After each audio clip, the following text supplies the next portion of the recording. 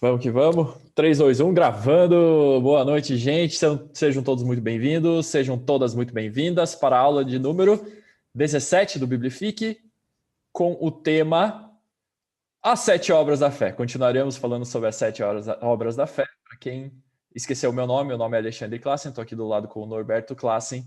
E vamos continuar o assunto importantíssimo que nós começamos na semana passada e que a gente já começou há semanas falando sobre fé. Eu estava tentando calcular esses dias há quanto tempo que a gente tem falado sobre fé. Eu acho que desde depois do Natal, no dia 21 de dezembro, a gente fez a nossa última aula sobre o Natal e a gente começou a falar sobre fé já no dia 28 de dezembro. Hoje é dia 15 de fevereiro, estamos falando ainda sobre isso, mas eu acho que a gente já está acabando.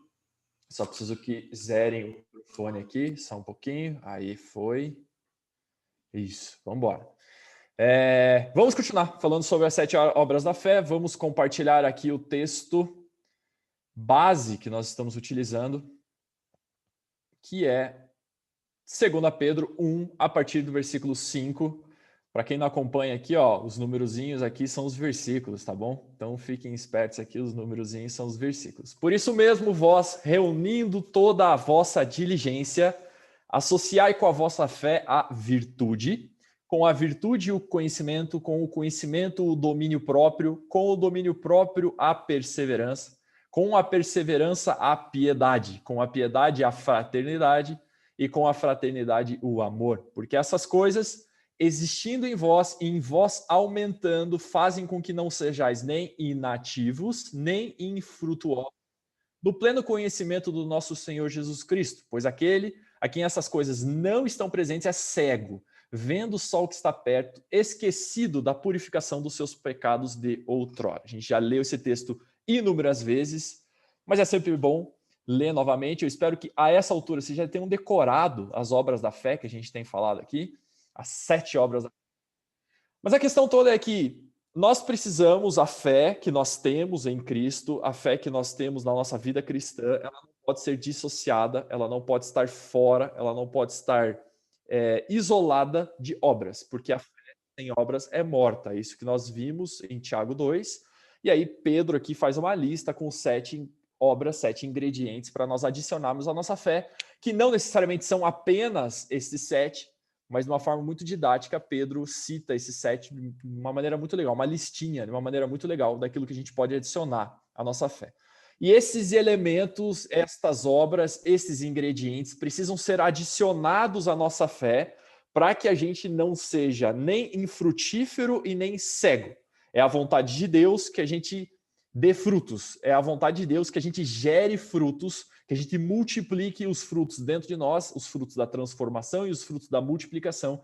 E é importante, então, para que a gente não seja infrutífero, porque essa não é a vontade de Deus, a gente precisa adicionar essas sete obras à nossa fé. Ao mesmo tempo, a gente precisa adicioná-las para que a gente não seja míope, para que a gente não seja cego, para que a gente consiga, de certa forma, enxergar a longo prazo, de certa forma, ter noção de onde e para onde nós precisamos ir. Na semana passada a gente falou sobre virtude e conhecimento. E quando eu estava preparando a aula hoje, eu percebi algo muito interessante. A gente consegue dividir essas sete obras em basicamente três grupos distintos. O primeiro grupo é o que a gente conversou na semana passada, que é a virtude e o conhecimento. Virtude é, em grego, areté, que significa um modo virtuoso de pensar, sentir e agir. Ou seja, nós pensamos de uma maneira virtuosa, sentimos de uma maneira virtuosa e agimos de acordo com esses pensamentos e esses sentimentos. Nós usamos lá o texto de Filipenses 2 para conversar sobre isso. Junto com isso, existe uma necessidade de adicionarmos conhecimento, gnosis, à nossa fé, só que não apenas o conhecimento informacional, mas o conhecimento prático. Então, a gente mais falou sobre sabedoria do que necessariamente sobre conhecimento, porque a sabedoria é o conhecimento, aliás, é a prática do conhecimento entendido. Então, a gente adquire um conhecimento, a gente entende pela ação do Espírito Santo na nossa vida esse conhecimento que nós recebemos, nós praticamos isso baseados no temor a Deus. E isso se chama sabedoria. Por isso que o temor a Deus é o princípio da sabedoria. Hoje a gente quer continuar falando sobre domínio próprio. Domínio próprio. Domínio próprio, aqui no grego, significa ekrateia. Aqui, ó, para quem está acompanhando, ekrateia, que significa autocontrole. Alguém que domina os seus desejos e suas paixões. Autocontrole, alguém que se domina. Talvez você não saiba disso e não é o objetivo a gente explicar e aprofundar isso nesse momento, nessa aula especificamente. Mas o ser humano é composto por espírito, alma e corpo. Nós somos espírito, alma e corpo. O autocontrole, o domínio próprio é aquele que domina, que controla o espírito, controla a alma, controla o corpo. A mente, ela é composta por mente, vontade e a alma é composta por mente, vontade e emoções. Ou seja, uma pessoa que tem domínio próprio é uma pessoa que controla a sua mente, controla os seus pensamentos, controla as suas vontades, controla as suas emoções, controla os seus desejos, controla o seu corpo, controla aquilo que fala, controla aquilo que pensa. Isso é a pessoa que tem domínio próprio. E esse domínio próprio nós precisamos inserir na nossa fé. Quem me acompanha no Instagram sabe que eu gosto demais de falar de domínio próprio. Eu falo muito de domínio próprio porque, para mim, domínio próprio é decisivo. É a tal da gestão de mim mesmo. Então, se alguém perguntar para você, cara, de uma maneira muito simples, o que é domínio próprio? Gestão de mim mesmo. Gestão de si próprio. Isso é domínio próprio.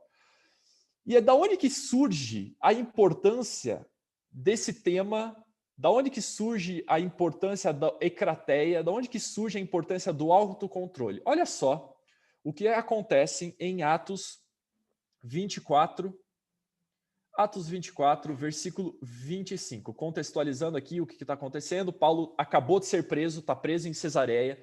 E Cesareia tem um governador chamado Félix. Félix tinha uma mulher no momento, chamada Drusila, que era judia. Enquanto Paulo estava preso, eles ficaram curiosos a respeito do tal do caminho, daquilo que Paulo falava a respeito de Cristo, daquilo que Paulo falava a respeito de Jesus. E eles pediram então para que Paulo viesse conversar com eles. Eles queriam conversar com Paulo, eles queriam saber o que Paulo andava falando e o que Paulo andava pregando. E Atos 24, começando no versículo 24, ali diz o seguinte: passados alguns dias, vindo Félix com Drusila, sua mulher, que era judia, mandou chamar Paulo e passou a ouvi-lo a respeito da fé em Cristo Jesus. Presta atenção nisso. Dissertando ele acerca da justiça, do domínio próprio e do juízo vindouro, ficou Félix amedrontado e disse: por agora podes retirar-te, e quando eu tiver vagar, chamar-te-ei. Esperando também ao mesmo tempo que Paulo lhe desse dinheiro, pelo que, chamando-o mais frequentemente, conversava com ele. De repente, Paulo está diante de Félix e Drusila e Paulo começa a dissertar sobre alguns assuntos. Ele começa a dissertar, por exemplo, sobre a justiça. Tema que Paulo dava muita importância, tema que Paulo dedicou uma carta inteira escrevendo aos romanos para explicar o conceito dele de justiça, de inocência pela obra de Jesus. Não é o caso agora, provavelmente a gente converse sobre isso em março, sobre esse assunto especificamente. E ele fala também sobre um tema que muitos de nós negligenciamos, que é o tal do domínio próprio. E o tal do domínio próprio, junto com a justiça, junto com o juízo vindouro, faz com que Félix se amedronte, se apavore, a ponto de não querer mais conversar com Paulo e falar assim: Paulo, sai daqui, eu não quero mais conversar com você, eu não quero mais saber o que você tem para conversar comigo, porque esse negócio aqui já é o suficiente para mim, cara, eu não quero. O que tem em domínio próprio de tão importante ao ponto de amedrontar, ao ponto de apavorar um governador como Félix? O que Paulo falou sobre domínio próprio? Qual que é a importância disso? E por que Pedro pede que a gente insira isso na nossa fé para que a gente realmente viva uma vida frutífera e viva uma vida que não é uma vida cega, não é uma vida míope? Por incrível que pareça, eu não sei se você percebeu, mas domínio próprio dessa lista de Pedro é o único fruto do Espírito da lista de Paulo em Gálatas 5. Vamos abrir comigo? Em Gálatas 5,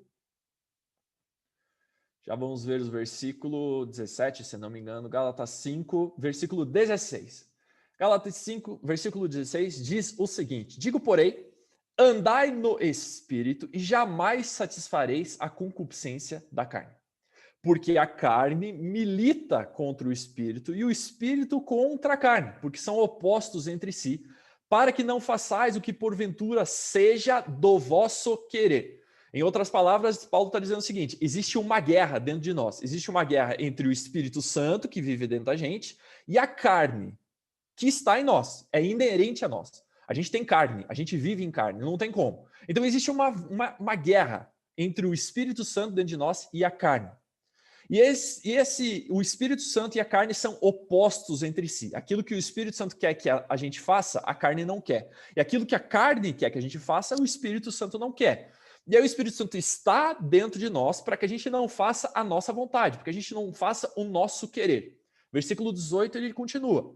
Mas se sois guiados pelo Espírito, não estáis sob a lei. Ora, as obras da carne são conhecidas e são prostituição, impureza, lascívia, idolatria, feitiçarias, inimizades, porfias, ciúmes, iras, discórdias, dissensões, facções, invejas, bebedices, glutonarias e coisas semelhantes a estas, a respeito das quais eu vos declaro, como já outrora vos preveni, que não herdarão o reino de Deus aqueles que tais coisas praticam. Mas o fruto do Espírito é amor, alegria, paz, longanimidade, benignidade, bondade, fidelidade, mansidão e domínio próprio. E contra estas coisas não há lei. O único ingrediente, a única obra que Pedro cita na sua lista é domínio, que faz parte da mesma lista que são os frutos do Espírito, ou o fruto do Espírito de Paulo, é domínio próprio. Por que isso é tão importante? Porque é o domínio próprio que faz com que o Espírito Santo dentro de nós vença a carne. É impossível a gente vencer, o Espírito vencer essa luta, essa dualidade que existe dentro de nós, se não for o domínio próprio. É impossível essa guerra ser vencida pela vontade de Deus se não for o domínio próprio dentro de nós. Ou seja, é impossível a gente ter uma vida frutífera no Espírito, impossível a gente viver uma vida frutífera no reino, impossível a gente ser produtivo no reino se não existir em nós domínio próprio.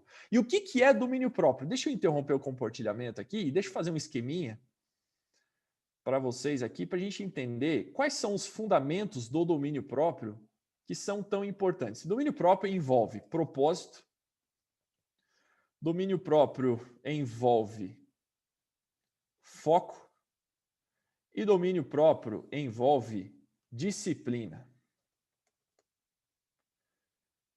Fazendo um esqueminha aqui muito simples, obviamente que vai ficar meio feio esse esquema, mas não tem problema, a gente vai entender bem o que ele significa. Nós temos todos um propósito divino dentro da palavra de Deus. Nós temos um propósito, por exemplo, de manifestar os frutos do Espírito ou o fruto do Espírito. Nós temos esse propósito, nós temos o propósito de adicionar à nossa fé todos esses ingredientes. Nós temos um propósito de ir por todo mundo e pregar o evangelho. Nós temos um propósito de ir por todo mundo fazendo discípulos e batizando as pessoas em nome do Pai, do Filho e do Espírito Santo. Nós temos um propósito. Esse propósito precisa de foco. Esse foco vai exigir de nós disciplina. E essa disciplina aqui vai reativar, vai reafirmar o nosso propósito. O esquema ficou horroroso aqui, o desenho ficou horroroso, mas dá para a gente entender bem o que está acontecendo aqui. Nós temos um propósito. Esse propósito precisa ser o nosso foco. É por isso que Jesus fala em Mateus 6, dizendo: buscar em primeiro lugar o reino de Deus e a sua justiça, e comida, bebida e vestuário vos serão acrescentados. Nós precisamos ter foco. O nosso problema é foco. A gente foca em muita coisa. Quando a gente foca em muita coisa, a gente não foca em nada. A partir do momento que eu sei naquilo que eu preciso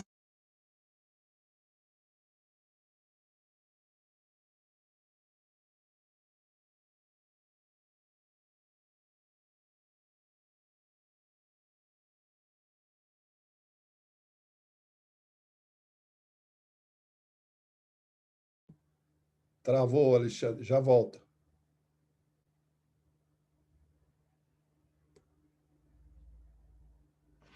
Não sei o que aconteceu aqui, mas caiu geral. Então voltamos. Até onde vocês me ouviram? Só para eu saber. Norberto, me situe.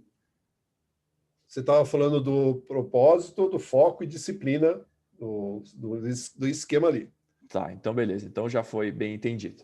Então essa é a necessidade do domínio próprio. O domínio próprio faz com que a gente cumpra o nosso propósito. O domínio próprio faz com que nós sejamos disciplinados suficientemente para a gente cumprir o nosso propósito. Quando a pessoa chega para mim e fala assim, eu não consigo ter o hábito de ler a Bíblia e orar, o que eu faço? Disciplina. Não tem como, não tem outra desculpa, é domínio próprio. O Espírito Santo habita dentro de nós para que a gente tenha domínio próprio. É o domínio próprio que faz com que a gente não coma o chocolate que a gente tem, que a gente quer comer, mas não pode. Por incrível que pareça, parece infantil isso. Mas é realidade. É realidade. É o domínio próprio que faz com que a gente vença vícios. É o domínio próprio que faz com que a gente vença esse tipo de coisa. Então a gente precisa prestar atenção. É necessário o domínio próprio. É o domínio próprio que nos faz vencer a carne. É o domínio próprio que faz com que a gente faça o que a gente precisa fazer. Que a gente viva o que a gente foi criado para viver. Que a gente pense o que a gente foi projetado e planejado para pensar. É o domínio próprio que controla os pensamentos, que controla o que a gente fala, que controla o que a gente faz. Essa é a grande importância do domínio próprio. Inclusive, quando a gente fala sobre senhorio de Jesus, quando a gente fala que a gente tem que se render ao senhorio de Jesus, é o domínio próprio que toma o lugar aqui para que a gente realmente se renda ao senhorio de Jesus e não necessariamente apenas à nossa vontade, mas ao senhorio de Jesus sobre as nossas vidas. Então, essa é a grande importância do domínio próprio. O próximo ingrediente aqui é a perseverança.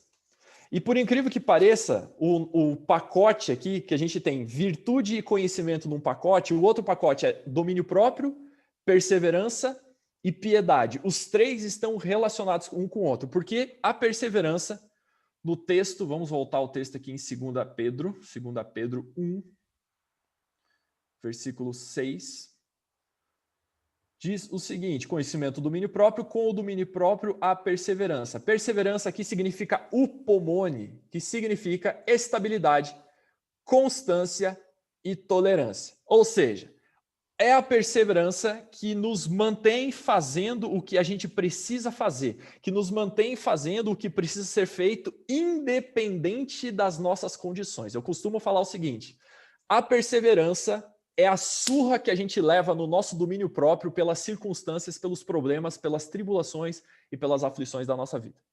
A gente tem domínio próprio, a gente aplica disciplina, a gente aplica foco, a gente aplica o nosso propósito, a gente aplica aquilo que Deus nos chamou para fazer na palavra de Deus, a gente faz o que a gente precisa fazer, só que existe um detalhe importante e que não tem como nenhum de nós fugir. Na vida vão existir aflições, e quando essas aflições e essas tribulações vierem ao nosso encontro, a gente vai precisar sim de perseverança. Olha só o que Jesus fala em João 16, versículo 33. João 16, versículo 33, diz o seguinte: estas coisas, Jesus falando, ok? Não é ninguém mais, ninguém menos do que Jesus falando. Estas coisas vos tenho dito para que tenhais paz em mim. No mundo passais por aflições. No mundo vocês passarão por aflições, mas tenham de bom ânimo. Eu venci o mundo. Uau, que notícia maravilhosa. O problema é que no miolo dessa notícia aqui, Jesus olha para nós e fala: no mundo vocês vão ter aflições. No mundo o bicho vai pegar. No mundo vocês vão passar por perrengue. No mundo vai ter tribulação. E no momento que essas tribulações vierem atacar a nossa fé, no momento que a gente bater de frente com esses obstáculos, no momento que a gente bater de frente com a nossa fé aqui nesses obstáculos, a hora que o nosso domínio próprio e a nossa fé for provada pelas tribulações, nós precisaremos de perseverança. Porque se não existir perseverança, não existe aquilo que Paulo chama de esperança. Vamos lá comigo em Romanos, capítulo 5, versículo 3. Olha só o negócio contrassenso, totalmente contraintuitivo que Paulo diz aqui nesses versículos. Ele diz o seguinte, Romanos 5, 3 diz: e não somente isso, mas também nos gloriamos, nos alegramos, nos gloriamos. Ficamos felizes nas próprias tribulações, sabendo que a tribulação produz perseverança, e a perseverança, experiência, e a experiência, esperança. Ora, a esperança não confunde, porque o amor de Deus é derramado em nosso coração pelo Espírito Santo. Paulo está dizendo o seguinte: se não existir tribulação, não existe perseverança. Se não existir perseverança, não existe experiência. Se não existe experiência, não existe esperança. Ou seja, Se não existirem tribulações, não existe esperança. A esperança só existe porque existe algo melhor a esperar que não é aquilo que nós vivemos aqui. Quando Paulo olha para as tribulações pelas quais ele passava, quando ele olhava pelas tribulações, ele olhava para os apedrejamentos, ele olhava para as prisões, ele olhava para os açoites, ele olhava para as perseguições, ele se gloriava, ele se alegrava, porque ele sabia que as tribulações produziam perseverança.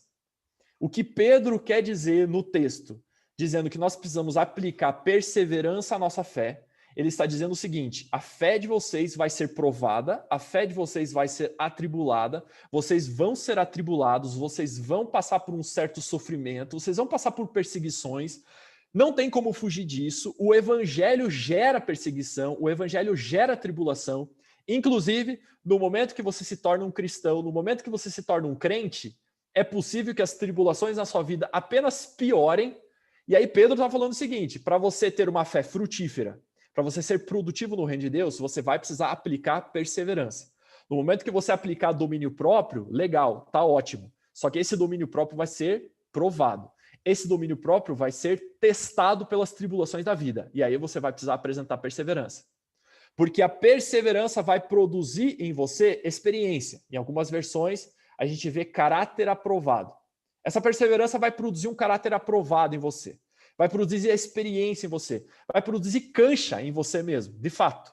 Você vai ficar experiente, a tua vida vai ser mais experiente. E essa experiência gera em você esperança. E quando Paulo fala sobre esperança, ele não está falando apenas sobre a terrena, ele está falando inclusive sobre a eterna, a esperança escatológica, a esperança depois que Jesus vier, depois que estivermos na glória. A questão toda é que nós passaremos por tribulação aqui na vida, nós passaremos por aflições aqui na vida, nós passaremos por um monte de perrengue aqui na vida.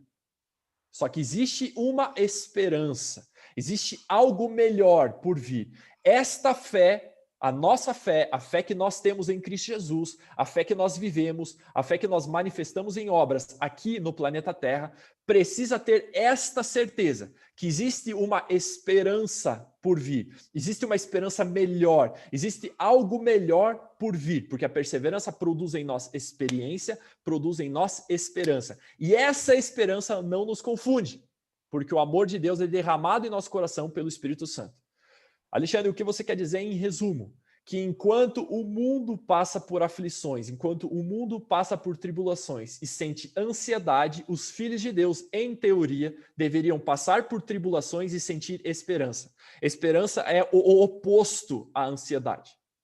Porque por pior que sejam as nossas condições, nós podemos ter uma certeza. E meu Deus do céu, você tem que se alegrar com isso, você tem que dar um aleluia no seu dia a dia quando você pensa sobre isso.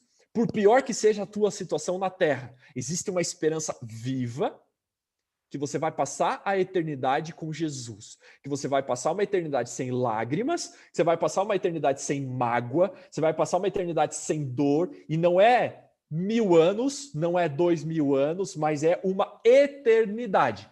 Os 70, 80, 90, 100 anos que a gente passa por aqui no sofrimento, nas aflições e nas tribulações por causa do Evangelho, não se comparam àquilo que nós temos na eternidade reservado para nós. Por isso que em 2 Coríntios 4,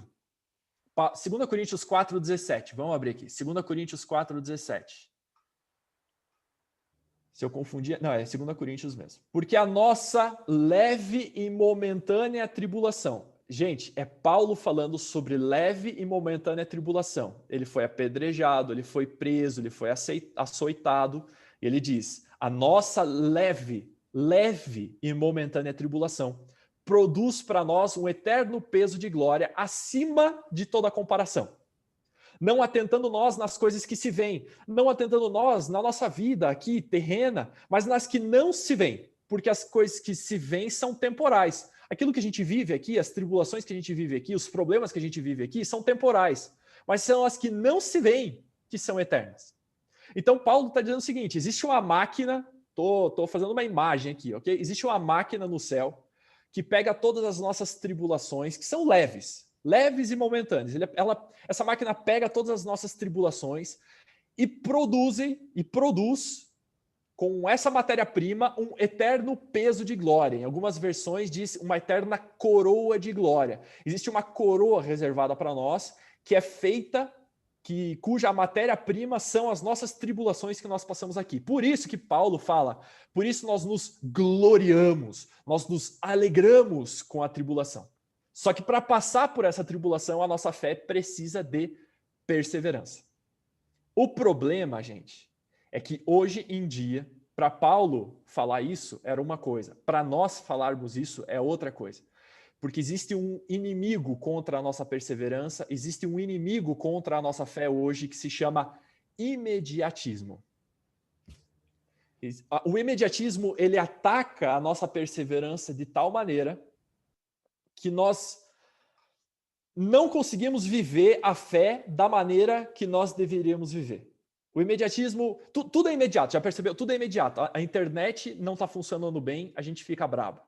A gente se reúne por Zoom, porque por Zoom é mais rápido. A gente gostou desse negócio da pandemia, de se reunir por Zoom, de fazer reunião pelo computador, porque é mais rápido, a gente não fica no trânsito. A gente pega Uber, às vezes, porque Uber é mais rápido do que pegar um ônibus. Tudo a gente quer mais rápido, as coisas têm que acontecer rápido. E, de repente, a gente não tem mais perseverança na nossa fé. A gente só tem imediatismo na nossa fé. E aí, olha só o que Jesus explica em Lucas 18. Poucas pessoas percebem esse texto. Lucas 18, versículo 1, diz o seguinte: Disse-lhes Jesus uma parábola sobre o dever de orar sempre e nunca esmorecer.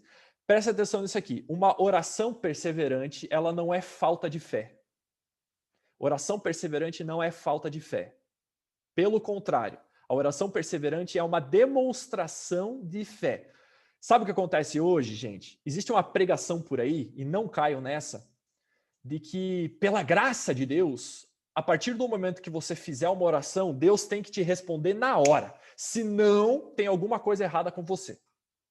Existem alguns ministérios aí dizendo que a graça de Deus faz com que você tenha que receber a resposta de Deus no tempo que você determinar. Você declara, você determina e você tem que receber a resposta de Deus na sua vida, porque senão tua fé é fraca. E é pelo contrário. A nossa fé não é medida pelo resultado dela. A nossa fé é medida pela perseverança que temos com ela. E aí Jesus contando uma parábola dizendo sobre o dever de orar sempre e nunca esmorecer. Nunca esmorecer. Havia em certa cidade um juiz que não temia a Deus, nem respeitava homem algum. Havia também naquela mesma cidade uma viúva que vinha ter com ele dizendo: julga a minha causa contra o meu adversário. Ele por algum tempo não a quis atender, mas depois disse consigo: bem que eu não temo a Deus, não respeito homem algum, todavia, como esta viúva me importuna, julgarei a sua causa para não suceder, por fim, venha a molestar-me. Então disse o Senhor: considerai no que diz este juiz iníquo. Não fará Deus justiça aos seus escolhidos, que a ele clamam dia e noite? Embora pareça demorado em defendê-los, digo-vos que depressa lhes fará justiça. Contudo, presta atenção nisso, gente. Contudo, quando vier o Filho do Homem, achará porventura fé na terra? Fé, se a gente está falando que fé e obras são indissociáveis, e se nós estamos falando que uma dessas obras é perseverança, quer dizer que fé e perseverança são indissociáveis. Não tem como dissociar fé de perseverança. Se nós não somos perseverantes, quer dizer que existe alguma coisa errada com a nossa fé. Se a gente sempre se relaciona com Deus de uma forma imediatista, quer dizer que nós não temos perseverança. Quer dizer que tem alguma coisa errada com a nossa fé. Eu gosto de encarar este versículo 8 aqui em específico, especialmente a parte B, que diz: quando vier o Filho do Homem, quando o Filho do Homem vier, quando o Filho do Homem voltar, ele vai achar fé na terra ou não? Deus nos livre de Jesus voltar e não achar fé na terra, porque a gente é imediatista achando que tudo tem que acontecer no momento que a gente achar e não perseverarmos em oração e em fé. É necessário que a gente entenda o valor da perseverança. Olha o que Mateus 7 Mateus 7. É o versículo que os pregadores da hipergraça não gostam, porque eles não conseguem entender isso aqui, eles não conseguem encaixar isso na pregação. Pedi e dar-se-vos-á. Buscai e achareis. Batei e abrir-se-vos-á. Pois todo que pede, recebe. O que busca, encontra. E aquele que bate, abrir-se-lhe-á. O que Jesus está falando aqui é sobre a mesma coisa que ele está falando em Lucas 18, na parábola do juiz Inico. Ele está falando sobre perseverança. Você pede, depois você busca, depois você bate, você vai atrás, você ora, ora, ora. E enquanto não acontecer, você ora. Mas, Alexandre, e se não acontecer nunca? Você continua orando, você ora, você persevera. Isso é fé. É impossível dissociar a perseverança da fé e é impossível você dissociar a fé da perseverança. Impossível, impossível, impossível. Gente, é o seguinte, nós só estamos aqui hoje pregando o evangelho, falando sobre a palavra de Deus, lendo a palavra de Deus, porque existiram homens que entenderam o valor da perseverança. Existiram homens que, mesmo sendo perseguidos, mesmo sendo atribulados, mesmo sendo açoitados, perseveraram em pregar a palavra de Deus, mesmo correndo risco de vida. Nós somos muito, mas muito confortáveis. Somos muito confortáveis. Gente, perdão. Segunda-feira, 20 horas, na aula do Biblifique, o Alexandre me fala um negócio desse, é a realidade, gente. A gente é frouxo pra caramba. A gente é frouxo no evangelho, a gente é frouxo na nossa vida cristã, a gente é frouxo na nossa fé, a gente é frouxo na nossa perseverança. Olha o que Paulo sofre, a lista que ele faz em 2 Coríntios 11. 2 Coríntios 11, se não me engano, versículo 23. 24. 5 vezes recebi dos judeus uma quarentena de açoites menos um. Fui 3 vezes fustigado com varas, uma vez apedrejado, em naufrágio 3 vezes.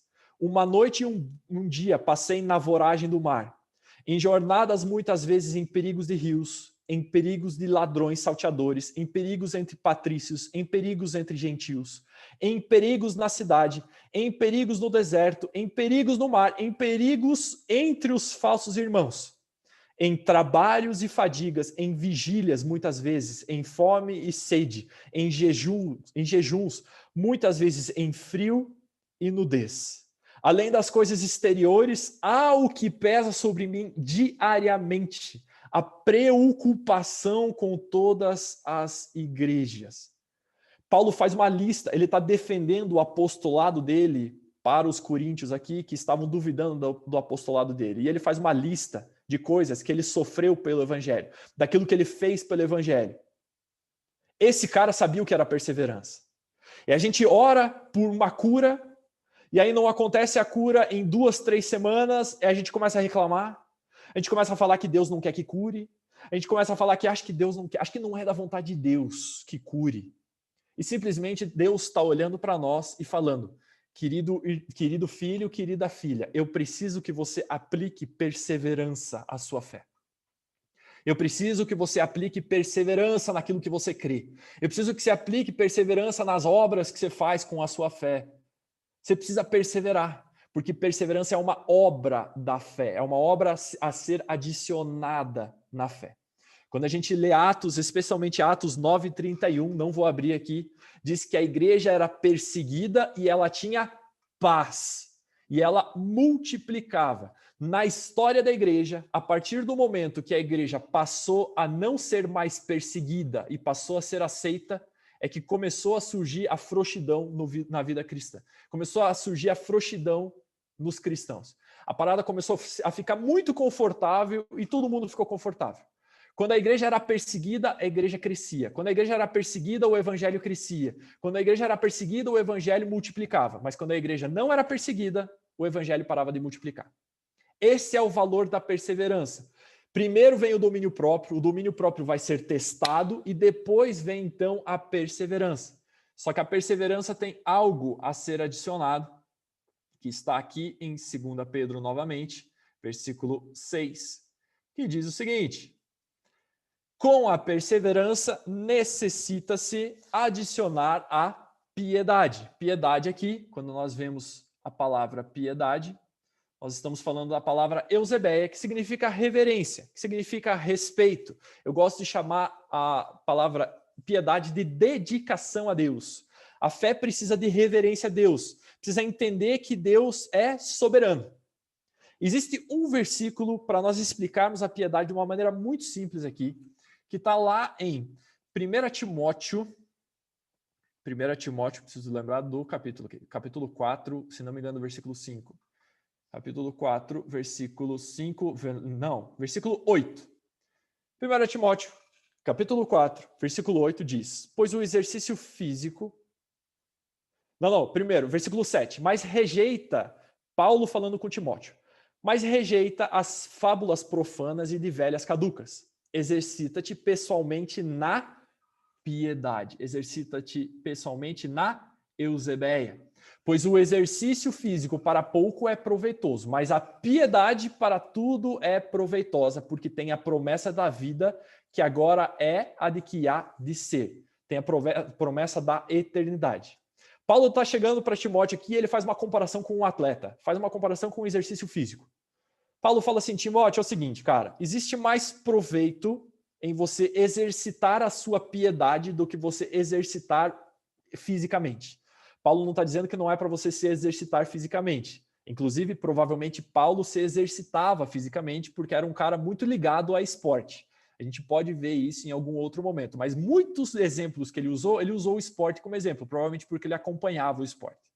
E ele fala assim, Timóteo, é muito mais proveitoso você exercitar a piedade. E como um exercício físico, nós precisamos exercitar a nossa piedade. Para exercitar a nossa piedade, a gente, por exemplo, precisa se alimentar direito. Para um exercício físico, a gente precisa se alimentar direito, a gente precisa treinar, a gente precisa de rotina, a gente precisa de disciplina. Por isso que piedade, perseverança e domínio próprio, que envolve disciplina, estão juntos. Porque a piedade exige de você aquilo que nós chamamos de disciplinas espirituais. É necessário ter disciplinas espirituais junto com a sua fé. Lembra que Tiago fala que a nossa fé sem obras é morta. Existe uma obra de reverência, existem obras de reverência a realizar a partir do momento que nós cremos.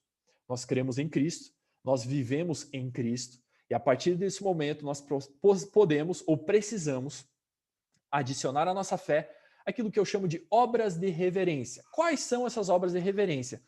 Não vou explicá-las detalhadamente aqui, mas a primeira delas é esmola, a segunda delas é jejum e a terceira delas é oração.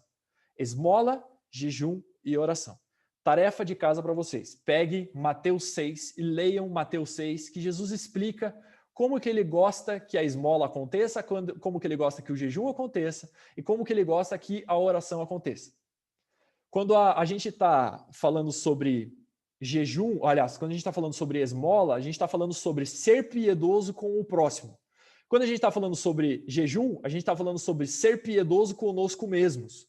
E quando a gente está falando sobre oração, a gente está falando com ser piedoso com Deus. A esmola, Jesus menciona lá que precisa ser feita em secreto. Não é essa doação aí que todo mundo gosta de fazer, mostrando que fez a doação. Olha, eu dei um carro para a igreja, eu dei um carro para fulano, eu dei tantos reais para fulano. Querido, a partir do momento que você faz isso, que você revela a tua esmola, a tua ajuda, Jesus diz em Mateus 6 que a recompensa que Deus tinha para você, ele já não dá mais. Porque a recompensa você já está recebendo aqui na terra, que é a tal do reconhecimento humano. Você está sendo reconhecido pelas pessoas, que você é uma pessoa caridosa, que você é uma pessoa generosa, que você é uma pessoa piedosa. Uau, parabéns, legal. Recebeu o reconhecimento humano, você não recebe o reconhecimento de Deus. Esse é o princípio da esmola aqui. O princípio do jejum também é o mesmo. Ele diz, olha, não jejuem como os hipócritas jejuam, que gostam de deixar a barba por fazer, que gostam de falar para as pessoas que estão jejuando, olha, eu estou jejuando há 3 dias, estou só com água há 3 dias, afinal, eu sou uma pessoa muito reverente a Deus. Uau, meu Deus, não é assim que funciona o jejum. O jejum é feito em secreto, de preferência fazendo a barba. Eu sou chato em jejum. Quando eu jejuo, eu faço questão de fazer a barba. Para ninguém desconfiar que eu estou jejuando. Ah, mas você não vai almoçar? Não, não vou almoçar, tô de boa e tal. Não, mas por que você não vai almoçar? Não, tô tranquilo, cara. Tô tranquilo, não vou almoçar e tal. Pode ir almoçar, tô sossegado. Você não precisa ficar falando que você está jejuando. Precisa. Fica sossegado. O jejum muda você. Não é para você alardear isso para as outras pessoas. Não é para você mostrar para as outras pessoas. E da mesma forma, a oração. A oração, e é o versículo tão famoso, ele diz: ora ao Pai que está em secreto, porque o Pai que está em secreto te recompensará. Presta atenção nisso aqui, é um parênteses dentro da aula, mas é um parênteses importante. Talvez você pense o seguinte: mas Alexandre, eu oro todo dia. Eu oro o tempo inteiro, eu oro enquanto eu estou trabalhando, eu oro enquanto eu estou dirigindo. Isso não é suficiente? Isso já não é uma amostra de piedade? É uma amostra de reverência? Claro que é. É super importante, super legal, super interessante, muito bom você fazer isso. Mas quando Jesus fala sobre a oração em secreto, ele está falando sobre intimidade. Ele está falando sobre fechar a porta do seu quarto, e não necessariamente literalmente. Mas ele está falando sobre um momento de intimidade que você tem com Deus, você e Deus. A Belle, minha esposa, ela gosta de usar o exemplo, o nosso exemplo. A gente passou um ano em Balneário trabalhando em home office no mesmo apartamento. Então a gente estava lá no mesmo apartamento trabalhando. Ela estava trabalhando em uma mesa e eu trabalhando em outra. A gente estava no mesmo ambiente. A gente ficou junto o dia inteiro. A gente ficava junto o dia inteiro. Literalmente 24 horas por dia a gente ficava junto. Literalmente 24 horas por dia. E aí ela falava o seguinte: olha que interessante. A gente está 24 horas por dia juntos, mas não necessariamente a gente tem um tempo de intimidade juntos. Porque existe a importância que mesmo que você esteja 24 horas com Deus, 24 horas trocando ideia com Deus, existe um momento que você vai ter que separar para ter um momento de intimidade com Ele. Da mesma forma, um casal que trabalha em home office, que está 24 horas junto, vai precisar separar um tempo do seu dia, um tempo da sua noite, para ter um momento de intimidade, para ter uma conversa intencional e deliberada entre os dois, de assistir um filme, de conversar, de bater um papo, de comer alguma coisa, enfim. Intimidade de casal. Vai precisar de intimidade, porque essa intimidade é importante para o relacionamento. A oração no secreto que Jesus cita em Mateus 6 é a mesma coisa. É importante um momento de intimidade, porque é nesse momento de intimidade que o teu pai te vê em secreto e ele te recompensa em secreto. Existe uma recompensa para o tempo no secreto. Existe uma recompensa para o tempo dedicado a Deus. Existe uma recompensa só disso. Você pode orar o dia inteiro com Deus, você pode falar com Deus o dia inteiro, mas existe uma recompensa só para aquele momento. E isso é muito importante. Então, nós estamos falando sobre o tripé da piedade: esmola, jejum e oração. Depois nós vamos para o último pacote, o último grupo de obras que Pedro cita na sua carta, em 2 Pedro 1, versículo 7, que diz o seguinte, versículo 7. Com a piedade nós precisamos adicionar a fraternidade, e com a fraternidade o amor. E fraternidade e amor caminham juntos aqui. Eu vou explicar por quê. Por quê? A palavra fraternidade significa Filadélfia. Filadélfia é basicamente um amor entre irmãos ou irmãs. É o amor fraterno, é o amor que promove aquilo que eu chamo de que promove o conforto mútuo, que promove união. Eu gosto de chamar a fraternidade do amor que a pessoa inicia no corpo de Cristo. A partir do momento que ela se insere no corpo de Cristo, depois do amor, depois dela entender o amor de Deus que salvou ela, o amor de Deus que entregou Jesus pelos pecados dela, morrendo pelos pecados dela, a partir do momento que ela entende esse amor, ela é inserida no corpo de Cristo. E o primeiro amor que ela recebe no amor de Cristo é o amor fraterno, é o amor de irmão, é o amor que faz uma fraternidade, que promove o conforto mútuo. Esse é o amor inicial do corpo de Cristo. É o amor limpo do corpo de Cristo. É o amor, aquele primeiro abraço, aquele primeiro aplauso quando a pessoa recebe Jesus. É o amor fraternal, é o amor fraterno, é a fraternidade, é a Filadélfia. Só que é o seguinte, Inclusive, por exemplo, o diabo gosta de imitar as coisas. O diabo gosta de imitar esse negócio de fraternidade. Vocês já ouviram falar, por exemplo, das fraternidades nas universidades americanas. Os caras se juntam, fazem uma fraternidade e fazem todo tipo de bobagem nessa fraternidade. É bebedeira, é uso de drogas, é só bobagem. É uma fraternidade. Se a gente parar para pensar, o diabo só imita. A maçonaria é uma fraternidade. É, entre aspas, um amor entre irmãos. É uma imitação barata do diabo daquilo que acontece no corpo de Cristo. Uma organização criminosa, uma gangue, uma organização criminosa é, entre aspas, também, de certa forma, uma fraternidade. Existe um amor entre irmãos. Uma torcida organizada, por exemplo, é uma fraternidade também. É um amor, todo mundo tem o mesmo objetivo, todo mundo gosta da mesma coisa. E vamos nos juntar aqui, sermos amigos, sermos irmãos em prol, em objetivo de fazer uma mesma coisa. Isso é uma fraternidade. Biblicamente, fraternidade é aquele amor, aquela vontade de que o teu irmão se sinta mais confortável que você. Então, no trânsito, por exemplo, quando alguém liga o pisca, algo que não acontece em Curitiba, mas quando a pessoa liga o pisca para trocar de pista, a pessoa que é fraterna, ela desacelera o carro e deixa que o carro entre na pista onde ela está. Geralmente o curitibano não gosta de fazer muito isso, porque o curitibano não é muito fraterno.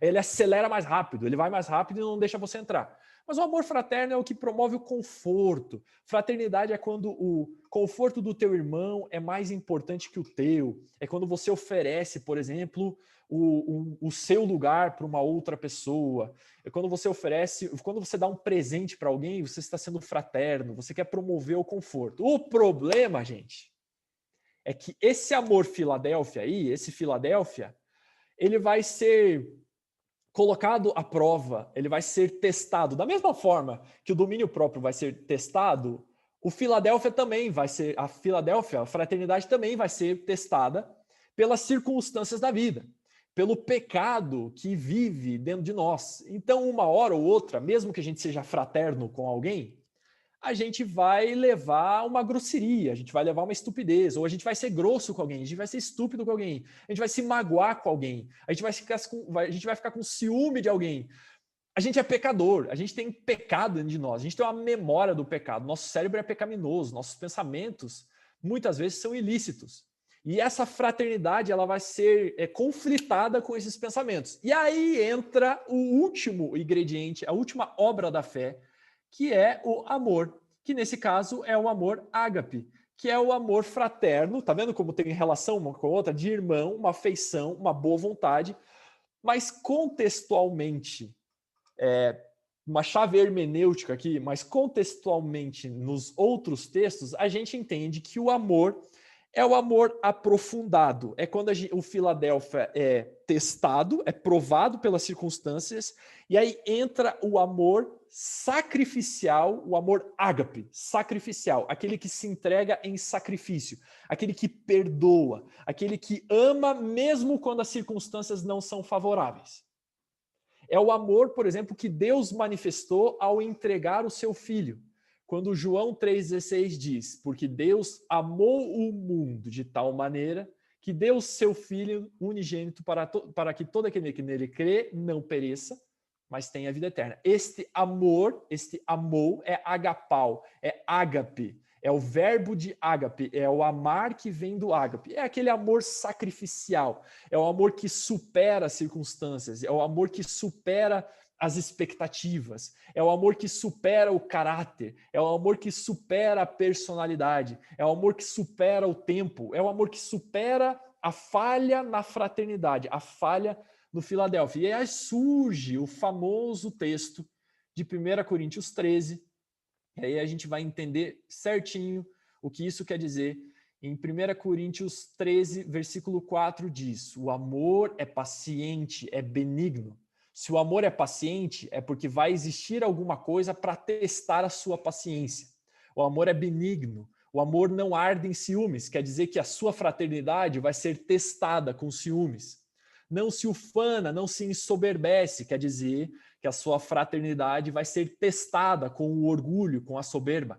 Não se conduz inconvenientemente, não procura os seus interesses, não se exaspera, não se ressente do mal, não se alegra com injustiça, mas regozija-se com a verdade. Tudo sofre, tudo crê, tudo espera, tudo suporta. O amor jamais acaba. O amor jamais acaba. O amor ágape jamais acaba, porque ele supera o tempo, ele supera as circunstâncias. A gente vai falar um pouquinho melhor, inclusive acho que é o Norberto que vai falar sobre isso daqui a umas aulas, quando a gente começar a tratar um pouquinho sobre as realidades de uma nova criatura. A gente vai falar um pouquinho sobre amor, como que esse negócio todo funciona, e a gente vai aprofundar um pouquinho nesse termo, ágape.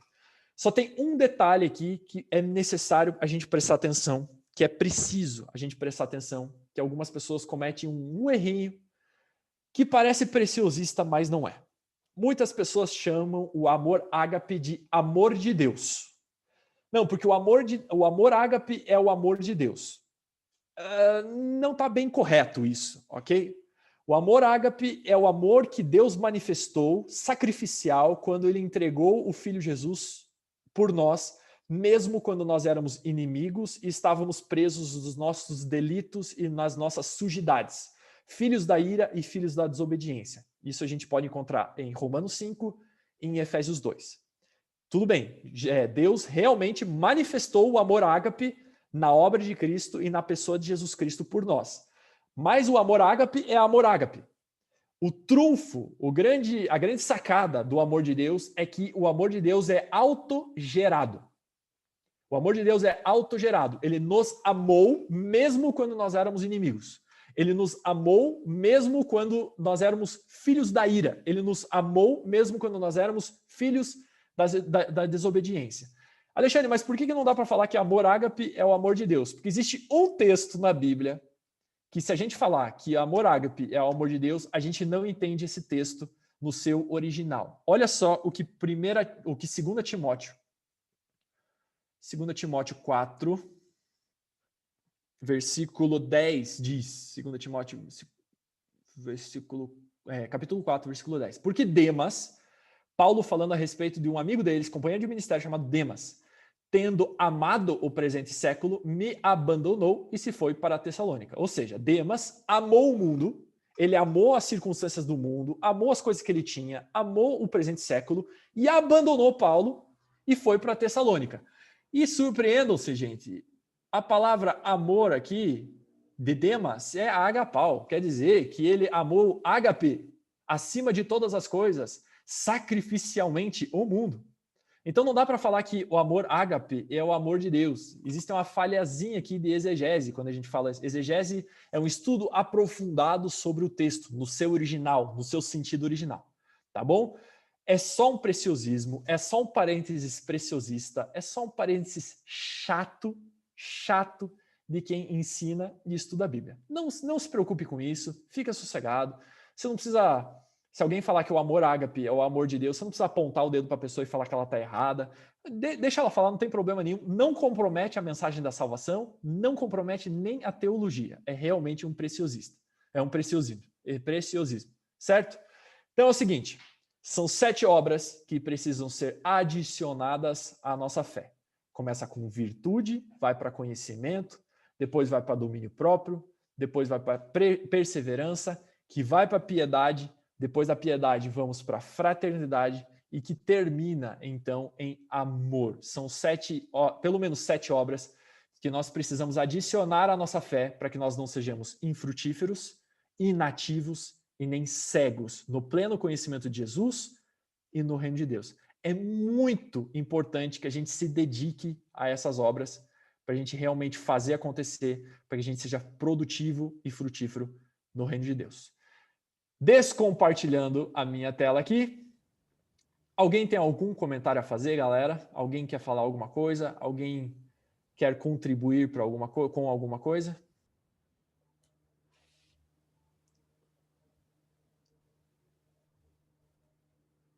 Alexandre? Norberto, você quer contribuir? Diga. Sim. Na verdade, todos esses ingredientes que precisam ser acrescentados à fé desmascaram completamente aquela teoria de que a fé é um sentimento, né? Definitivamente. Nós não sentimos fé, nós crescemos na fé, desenvolvemos na fé, e ela vai ser mais madura, mais experimentada, na proporção em que esses ingredientes listados fizerem parte da nossa vida. Quando eu leio Paulo, e, por exemplo, aos Tessalonicenses, ele diz que a fé não é de todos. Isso significa que, para Paulo, fé não era crer simplesmente nas promessas do Antigo Testamento, conforme, inclusive, nós já ensinamos aqui.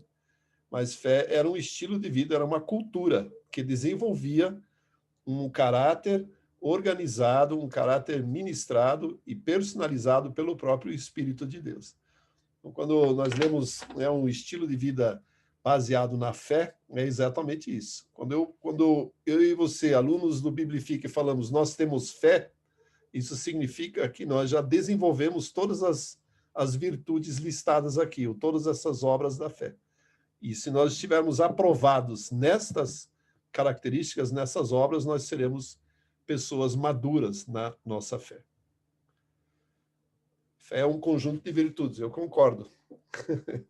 E, na verdade, a nossa fé cresce na medida em que nós entendemos o que Cristo Jesus fez por nós, na medida que entendemos o que nós somos em Cristo, e na proporção também que nos submetemos ao senhorio que ele estabeleceu sobre as nossas vidas. Valeu. É isso aí, gente.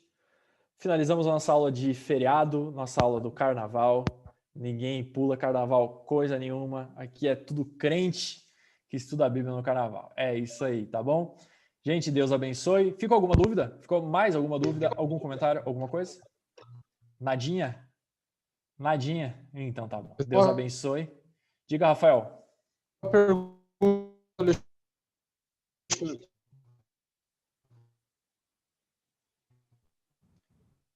Cara, não te ouço. Não sei se só sou eu, mas tá super travando, cara. Não te ouço. Consegue enviar no chat? Existe entre essas virtudes com o fruto do Espírito?